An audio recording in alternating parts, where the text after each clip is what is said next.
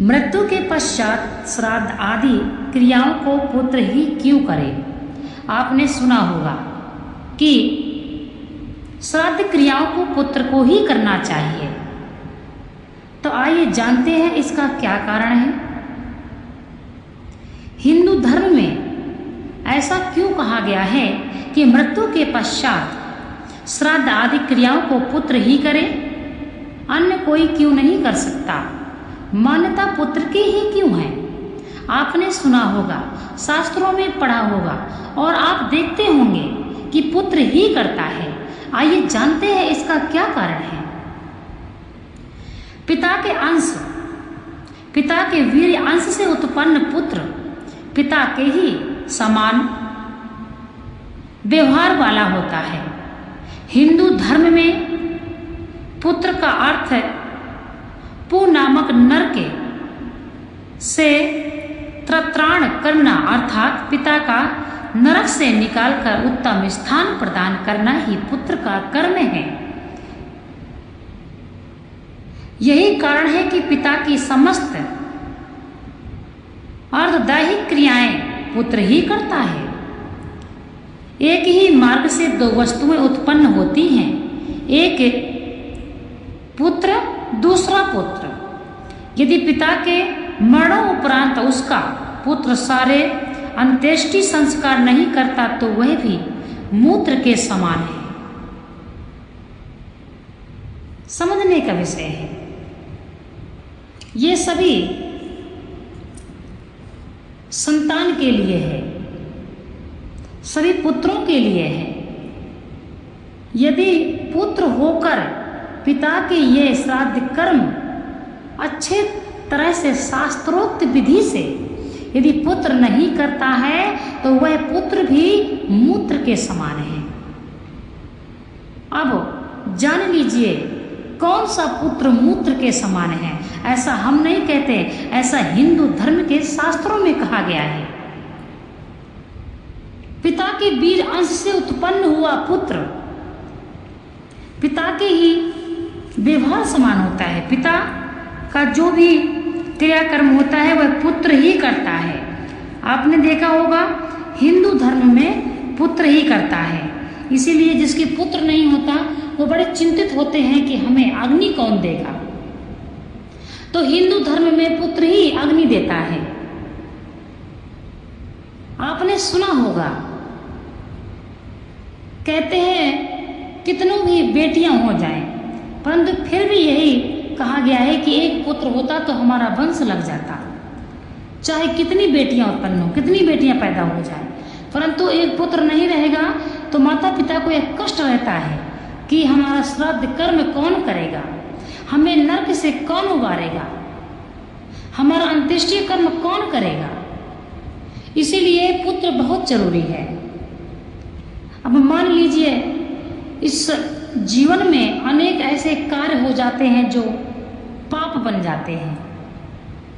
जाने अनजाने में हर तरह से व्यक्ति कार्य करता है और जब वह उसकी मृत्यु हो जाती है, जब उसके प्राण शांत हो जाते हैं, इसके बाद वह नरक चला जाए अपने कार्यों से, जो पृथ्वी में रह करके उससे अनजाने अनजाने में जो पाप कर्म हो गया, तो कौन है उसको उस नरक से कौन निकालेगा। पृथ्वी में रहकर पुत्र अपने पिता के श्राद्ध कर्म करता है, पुण्य कर्म करता है, धर्म कार्य करता है, तब उसके पिता को उस नरक से मुक्ति मिल जाती है। तो पुत्र ही पिता को नरक से निकाल सकता है। जिस प्रकार से यदि किसी को सजा हो जाए किसी प्रकार की, तो उसको बाहर से घर वाले परेशान रहते हैं, पूरा बल लगाते हैं उसको छुड़वाने के लिए। उसी प्रकार से यहाँ यदि कोई परलोक में कष्ट भोग रहा है तो फिर उसका पुत्र कार्य करेगा तो पिता को फल मिलेगा। तो पुत्र का यह धर्म है कि अपने पितरों को श्राद्ध कर्म अच्छे से करे,